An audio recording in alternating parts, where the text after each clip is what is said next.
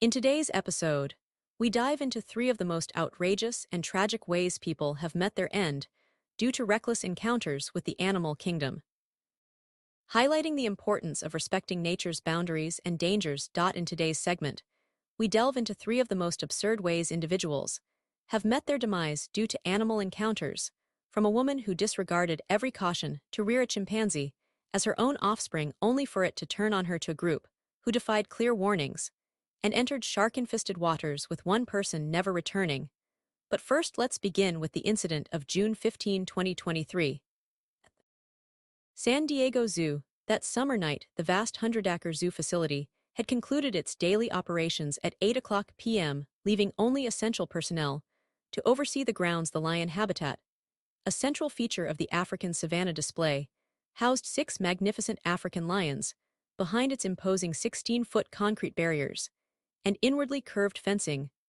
Zulu, the pride's dominant male, had been a star attraction since his arrival 5 years prior. African lions' formidable apex predators are renowned for their incredible might, swiftness, and deadly precision in their natural habitat. They execute synchronized hunts, bringing down prey far larger than themselves. Despite their regal appearance, they are responsible for hundreds of human fatalities annually in certain parts of Africa. Even in captivity, their fundamental instincts remain potent, making any interaction with them inherently perilous. Zoo enclosures are not merely for viewing. They represent a crucial demarcation between survival and peril. A young man and his companions, however, failed to comprehend this vital distinction. As the zoo settled into the night's quiet, Zulu and his pride rested atop their elevated rock formations, their ears occasionally twitching at the subtle sounds of nearby nocturnal creatures. But that evening, unfamiliar voices and clumsy footsteps would awaken something more profound within them. The primal urges of an apex predator. The young man, whose identity remains undisclosed, was not a typical troublemaker. He was a visionary, a young individual with an insatiable desire to explore the ocean and its mysteries. As a junior at San Diego State University, he was pursuing a marine biology degree, maintaining an impressive 38 GPA, and dedicating part of his time to working at the local aquarium, where he delighted in educating children about aquatic ecosystems. His mother, a single parent, had made immense sacrifices to ensure his college education, and he carried the weight of her aspirations alongside his own beyond his academic pursuits. He possessed a fervent love for adventure. He was the sort of person who would trek challenging paths before dawn and plunge into frigid waters just for the thrill. His companions admired his daring spirit, yet they also recognized that it occasionally led him into precarious situations. His professors regarded him as brilliant and promising, albeit sometimes susceptible to peer influence, a fatal flaw that would ultimately claim his life. On the night of June 15, the young man and his friends gathered outdoors, enjoying the pleasant summer air with beverages in hand. It was an unremarkable evening, simply another carefree night like many before it. The group, consisting of him, Jake, Tyler, Chris, and David, were close friends, all around the same age. Though he was the youngest at 23, he consistently kept pace with their activities. Initially, the night was lighthearted, filled with laughter, casual conversation, and the comforting familiarity of long-standing friendships. But as the alcohol flowed, so did their audacity. What began as innocent amusement soon escalated into reckless challenges, each dare pushing them further beyond the boundaries of good judgment. The group incited each other, egging one another on to attempt feats they would never contemplate: sober sprinting across deserted intersections, scaling rooftops, and balancing on precarious ledges, each stunt riskier than the last. The rush of danger surged through them, drowning out any hesitation. The line between exhilaration and recklessness blurred, and none of them realized how close they were to overstepping it. The young man, always keen to prove himself, embraced the pandemonium. To him, pushing limits wasn't just thrilling, was what made life worth experiencing. Fueled by adrenaline and a desire to impress, he confronted every challenge head-on, drawing energy from the group's wild abandoned security. Cameras captured their approach to the zoo's perimeter fence late that night, their phone lights erratically flickering in the darkness. The young man, his judgment obscured by numerous shots of tequila, had proposed the notion of infiltrating the lion enclosure to capture daring photographs. It was an absurd, idiotic suggestion, the kind that should have been instantly dismissed, but in their inebriated state, Its very absurdity made it more enticing. It was no longer about logic. It was about demonstrating who possessed the courage to do something truly outrageous. What began as a foolish idea propelled by alcohol, and the urging of his peers swiftly transformed into a perilous reality. His friends would later recount attempting to dissuade him, but their own intoxication prevented them from being more forceful. A maintenance gate left improperly secured during an evening shift. Change offered their point of entry, while security personnel responded to a routine motion sensor alert. Near the elephant habitat, the inebriated students navigated the darkened pathways, their loud whispers echoing through the empty grounds. Upon reaching the lion exhibit, the pride lay stretched across their elevated rocks, basking in the dim zoo illumination. Nearby, a maintenance golf cart had been carelessly left behind, an oversight, a clear breach of zoo protocol. But to the young man, it was an opportunity despite protests from some of his friends, likely the ones still sober enough to grasp the sheer lunacy. He ascended onto the cart, using it to hoist himself onto the enclosure wall. Jake, one of his companions, tried to stop him, calling the idea reckless and utterly foolish. But the young man merely laughed, waving him off. Chris, conversely, goaded him on, playfully shoving him and questioning his courage if he didn't proceed. Fueled by alcohol and the exhilarating thrill of the moment, the young man felt unstoppable. The peril didn't register. Only the adrenaline rushed, the chance to perform something outrageous, something that would be talked about for years. He wasn't contemplating consequences. He was envisioning glory. After a few minutes, he lost his balance. The alcohol dulled his reflexes, clouding his judgment and making his footing unstable. As he teetered on the narrow ledge of the enclosure's outer barrier, his arms flailed. But there was nothing to grasp. The world seemed to tilt, and before he could steady himself, his foot slipped. He stumbled forward, crashing over the edge and plummeting into the enclosure below. The impact forced the air from his lungs, his painful gasps reverberating in the night air. He had landed in the worst possible spot, face first into fresh lion dung, the acrid odor filling his nose, adding humiliation to what would soon become a fatal error. Above him, his friend stood frozen in disbelief. But he was not alone for long. The lions had taken notice. Zulu's reaction was not immediate. The lion rose slowly, his ears pricked forward, golden eyes unblinking. Then the young man stumbled, cursing loudly and waving his arms in frustration. The attack was sudden and devastating. Zulu's massive paw slammed into his back, claws tearing through fabric and skin. Before he could comprehend what was happening, the lion's powerful jaws clamped around his shoulder, crushing muscle and bone with terrifying ease, with lethal precision. Zulu adjusted his grip to his throat, severing arteries in an instant. Jake and Tyler fled in terror, while Chris stood petrified at the viewing area. David managed to dial 911, his trembling voice barely coherent, as he reported the emergency. Zoo security arrived within minutes, armed with tranquilizer guns and hypered rifles, but it was already too late. The rescue attempt was both desperate and futile. Security personnel fired multiple tranquilizer darts at Zulu, but the adrenaline-fueled lion remained fixated on its prey. By the time the tranquilizers took effect, the young man had been deceased for several minutes. It took a team of 8 individuals to recover his body from the enclosure. The aftermath sent shockwaves through the community. News of the tragedy spread rapidly, dominating local and national headlines. Public outrage erupted, sparking heated debates over whether the zoo had failed in its duty to secure the facility, or if the young man and his friends bore sole responsibility. Social media buzzed with conflicting opinions. Some called it a senseless tragedy, while others labeled it as an example of reckless thrill-seeking gone horribly wrong. The San Diego Zoo held a press conference where officials expressed deep regret over the incident, while defending their safety protocols. However, scrutiny mounted as investigations uncovered security lapses. Animal rights organizations also weighed in, some arguing that captivity itself was to blame for such encounters, while others focused on the perils of human interference. The psychological impact on the young man's friends proved devastating. None of them could erase the image of his final moments, the primal brutality of the attack, and the sickening realization that there was nothing they could do to prevent it. The fraternity faced a year-long suspension, though an investigation found no evidence that they had orchestrated the zoo break-in. But as reckless as this narrative was, it is far from the most shocking one in this video. Next, a woman who chose to keep a chimpanzee in her residence. Yes, you can likely predict how that concluded. July 9, 2012. was an oppressively hot summer evening in Raleigh, North Carolina. The sky was tinged with the final vestiges of daylight, cicadas buzzing in the humid air. As the sun dipped behind the trees, the suburban neighborhood was hushed, its streets lined with modest homes, each featuring neatly trimmed lawns and driveways filled with parked vehicles.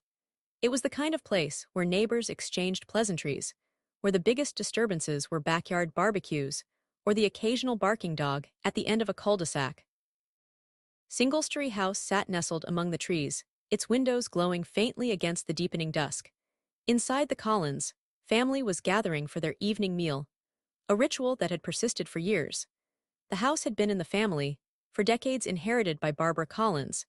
After her parents passed at 54 years old, Barbara had lived alone for some time, her sole constant companion being Toby, the chimpanzee she had nurtured.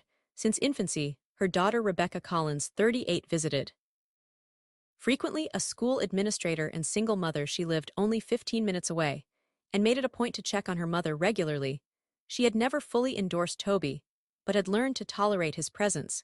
He had been a part of the family for over a decade, treated more like a child than an animal. Barbara had raised him as if he were human, dressing him in clothes, feeding him at the table, and speaking to him in a tone typically reserved for a young child.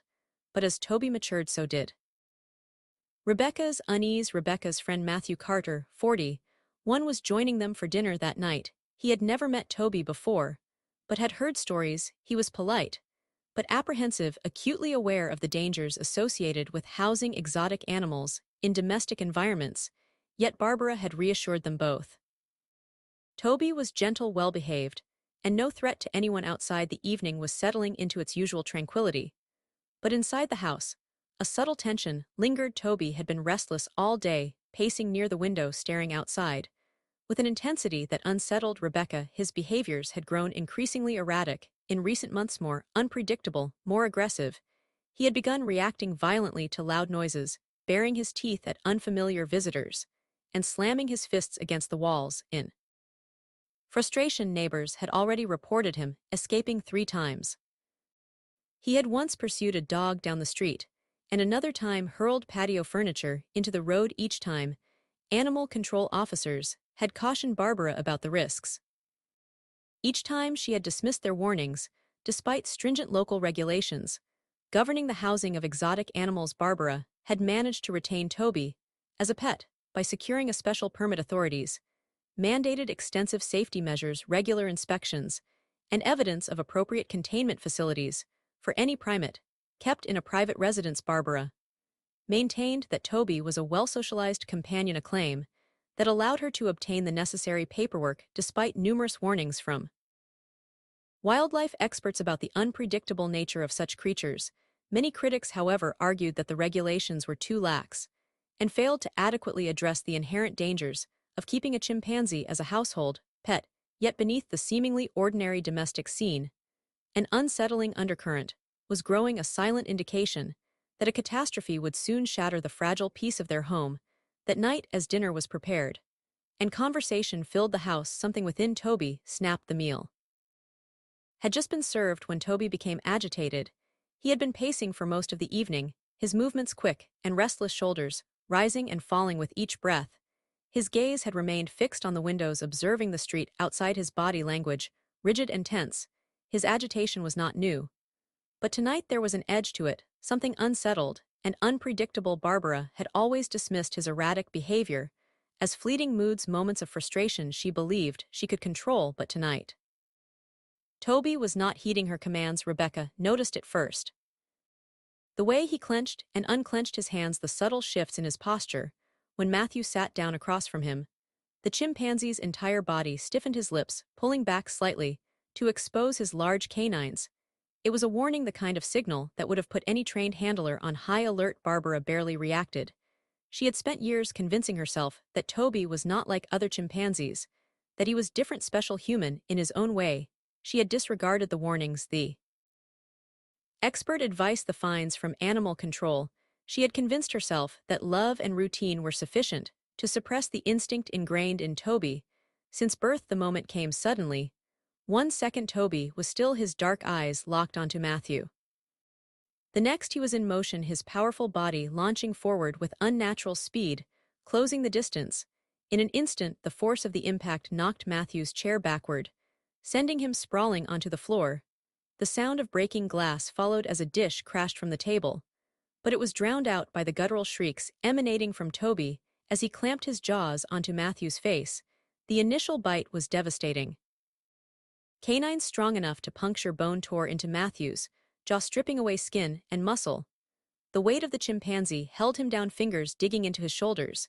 With inhuman strength, Rebecca screamed as she rushed forward, grabbing at Toby's arm in a desperate attempt to pull him away. The chimpanzee released Matthew, only to strike out at her, swinging with an open hand. The blow connected with her wrist, the sharp crack of breaking bone, filling the room. As she collapsed against the counter, Barbara shouted for Toby to stop, her voice trembling, but the command was meaningless. The chimpanzee was not responding to the person who had raised him, the woman who had treated him like her own child.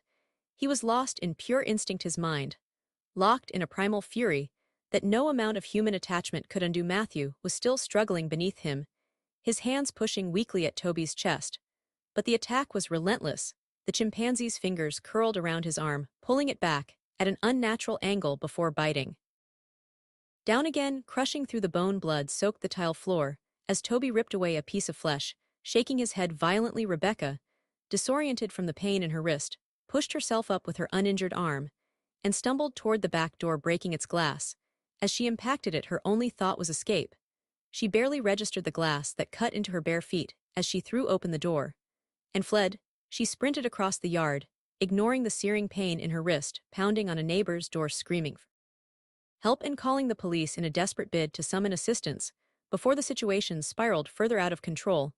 Inside the house, Matthew's movements had slowed. The chimpanzee was still attacking, his teeth sinking into exposed flesh, his hands grasping at anything they could tear apart. The shrieks of rage had become slower, deeper. Toby's breath was rapid, his chest heaving. The damage had already been done. The first police officers arrived within minutes, responding to the frantic 911 calls.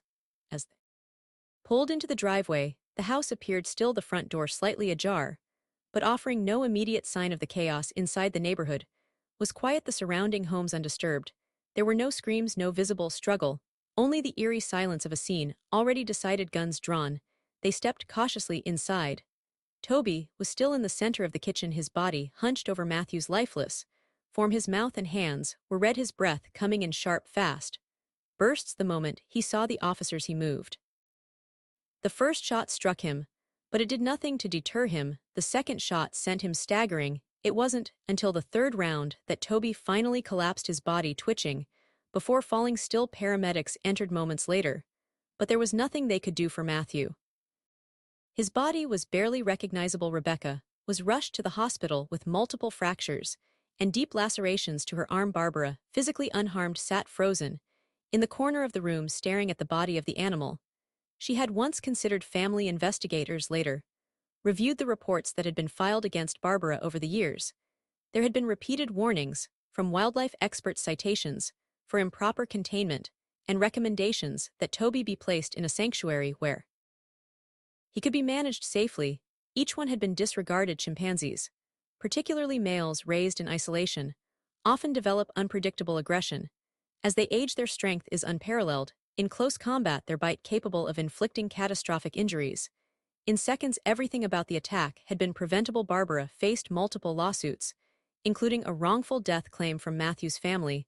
Her relatives and close friends were equally outraged and heartbroken over her decision to keep the chimpanzee, a choice they viewed as not only irresponsible, but tragically avoidable. They expressed deep sadness, anger, and disbelief at how she could disregard repeated warnings and risk the safety of everyone around her. The incident prompted North Carolina lawmakers to review regulations on exotic animal ownership, leading to stricter laws regarding private ownership of primates. But it was too late to undo what had transpired. Many people online were quick to label it a reckless decision. After all, a chimpanzee is not a household pet. But for our next account, people had the exact same reaction, only this time it concerned sharks disregarding warning signs and entering a closed beach was a decision that would lead to deadly consequences. July 17, 2019, was an intensely hot summer day on the Gulf Coast of Florida. The air was thick with the scent of salt and humidity, The afternoon sun beating down relentlessly on the brilliant white sand waves, rolled languidly onto the shore, their rhythm steady and unbroken. The beach stretched for miles, pristine and undisturbed, yet something was conspicuously absent. There were no families lounging under umbrellas, no swimmers wading into the shallows, no footprints trailing toward the water. The only signs of recent human activity were the brightly colored, freshly painted warning signs, positioned along the dunes, clearly indicating that the beach was closed due to the presence of sharks in the waters. They flapped gently in the breeze, unnoticed by anyone, except for the 5 individuals standing just beyond them at the edge of the dunes. This tight-knit group of local teenagers, raised in a small coastal town where life revolved around the rhythm of the Gulf, paused briefly.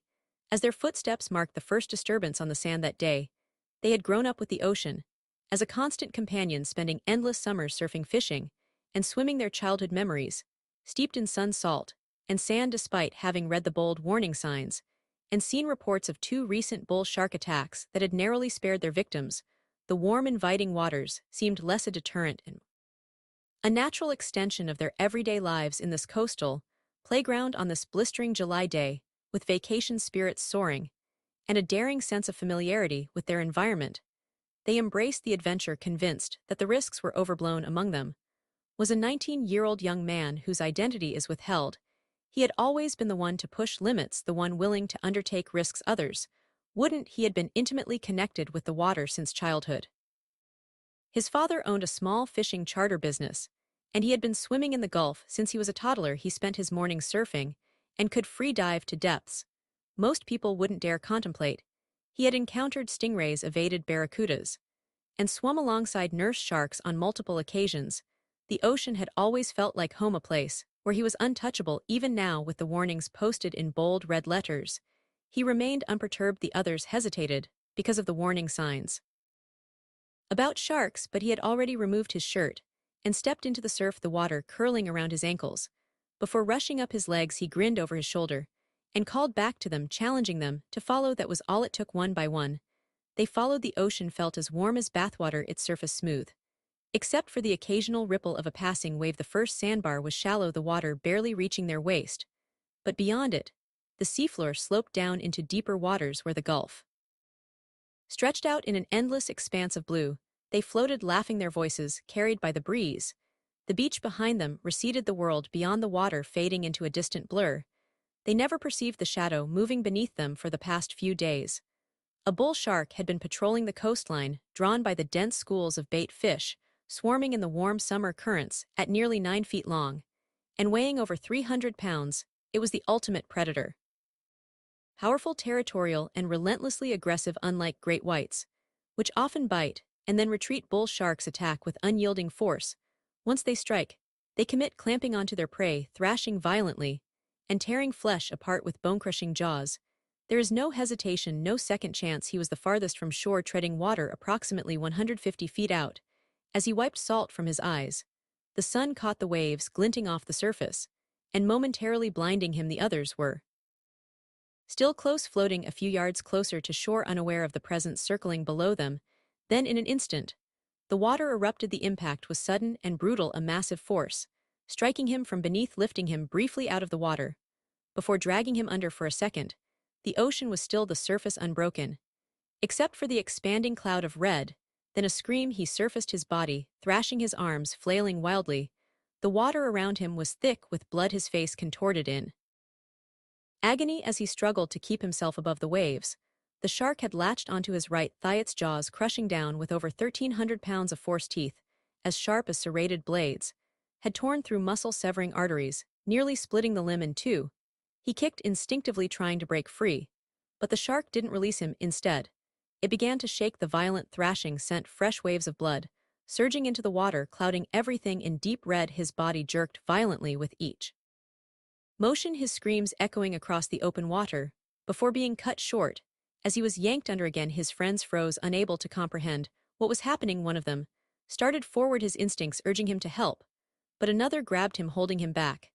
Then, the water broke again. He resurfaced, but now the shark had moved higher, its powerful jaws clamping down just below his ribs. His hands clawed at the air, his mouth opening as if to scream, but no sound emerged. The force of the bite Crushed bone tore flesh apart and sent another rush of blood spilling into the waves. The others finally moved, panic setting in, as they turned, swimming as fast as their bodies would allow, their arms and legs burning. With exertion, the terror was all-consuming on the shore.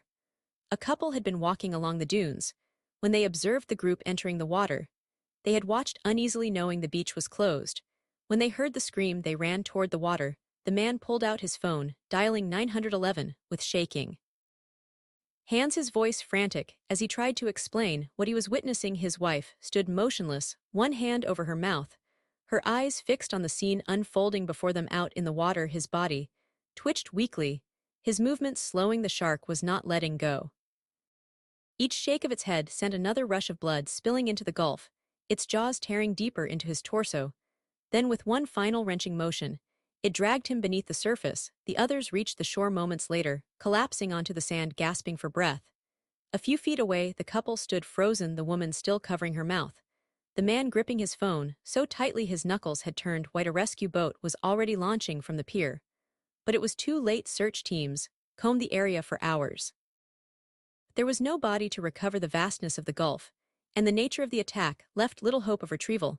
By nightfall, the search was called off. Authorities reinforced the beach closures, posting new signs and increasing patrols. Marine biologists studied the waters, confirming multiple large sharks patrolling the area and advising that conditions made attacks more probable. In the days that followed, locals spoke of the attack in hushed tones, another stark reminder of the dangers that lurked beneath the waves.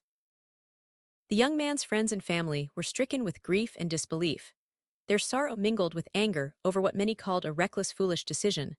Local news outlets and state officials in Florida condemned the incident, warning that such cavalier behavior in a known shark-infested area was not only tragic, but entirely avoidable. A modest memorial, a simple wooden cross, was placed near the dunes where he had entered the water, serving as a somber marker of the life lost.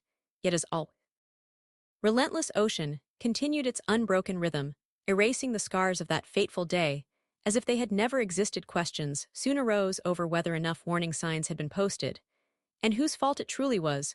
While some argued that the beach's multiple clearly visible warnings should have deterred such reckless behavior, others maintained that the ultimate responsibility lay with those who chose to ignore them. As state officials and local residents debated the need for stricter enforcement and clearer communication, it became evident that this tragedy served as a potent reminder of the necessity to respect nature's warnings before it's too late. Thank you for watching. If you just can't get enough of these jaw-dropping misadventures between humans and animals, check out our next video, where we explore the horrifying tales of 3 people who were eaten alive during safari trips. Click over, and we'll see you there. What shocking story left you speechless? Share your thoughts in the comments below, and subscribe for more unbelievable tales.